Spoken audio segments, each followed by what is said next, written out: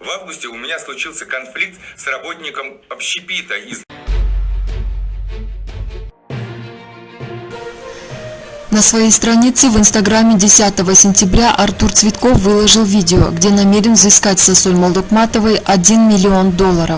«Я буду добиваться публичного опровержения и компенсации морального вреда в размере $1 миллиона. Дело в том, что этот конфликт с сотрудником общепита подхватила одна известная в своем регионе ведущая, назвав меня нацистом», говорит Артур Цветков. Всем доброго дня. Третьи лица хайпуют, подвергая мою жизнь и жизнь моей семьи опасности. Кто не ошибался в жизни и не имел конфликтов, пусть первый бросит в меня камень. В августе у меня случился конфликт с работником общепита из дружественной Киргизии. Как быстро разгорелось недопонимание, так же быстро вопрос разрешился, и мы, пожав руки, разошлись и забыли об этом.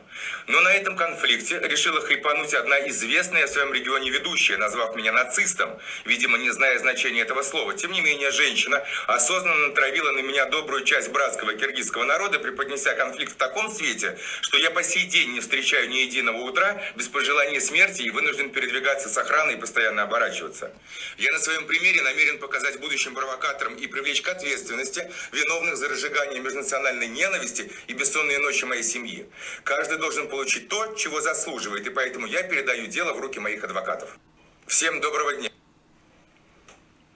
Агрессия в соцсетях, вызванная блогерами и авторитетной медиасфере женщины Асуль против Артура – это массово совершаемая не самой лучшей частью общества Киргизии длящееся преступление против русских в лице Артура, как человека сильного, известного в России, переведя исчерпанный рукопожатием обычный бытовой конфликт в межнациональную плоскость.